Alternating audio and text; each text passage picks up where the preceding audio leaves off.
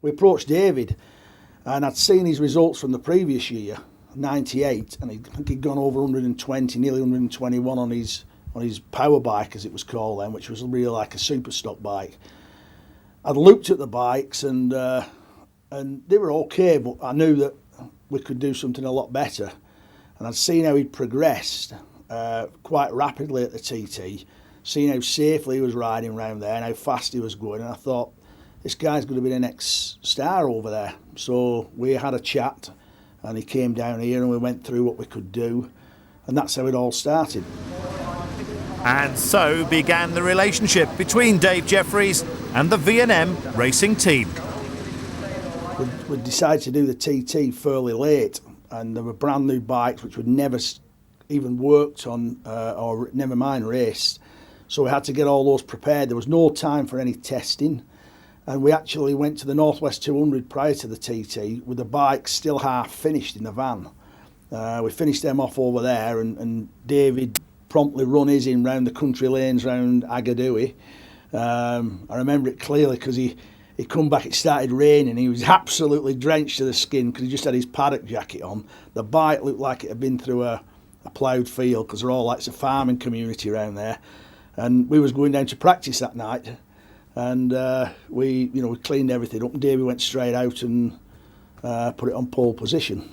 And this is David Jefferies. David Jefferies has never won on this Northwest 200 course. He's been trying since 1994, and he surely is well on his way to his first ever win. David won all the races he was entered, including the 600. I think he even got new lap records that year, if I remember rightly.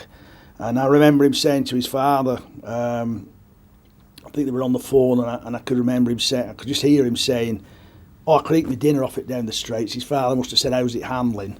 And I could lift my hand off the straights. It's straight as a die, you know. So we knew if it handled round there at those speeds, it's going to be good at the TT.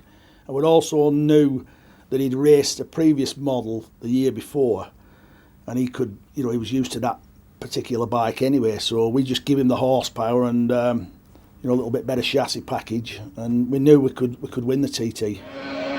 Now we've got to wait and see where Jefferies is as he comes to Governor's Bridge into the dip. This is David Jefferies. This is the man all eyes and ears are listening and looking for. Out of Governor's onto the Glencrutchery Road. The time is ticking. Joey Dunlop did an all-time best of 18 minutes, 23.7 seconds, 123.06 miles an hour at the end of his last lap. What has Jefferies got for him? Jefferies is the winner. Jefferies takes the TT Formula 1 race. Joey Dunlop is beaten back into second place despite a personal best time. And that is David Jefferies' first ever win here. Brilliant.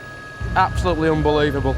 I mean, I didn't think I got enough experience to win here, but I mean, like I said, I did the first couple of laps and I saw P2. Then when I saw P1, I just thought, right, let's really try and go for it. So just to really keep in front, and it's unbelievable. It's amazing. The 99 Formula 1 race was his first ever TT win. Next in line, the production TT.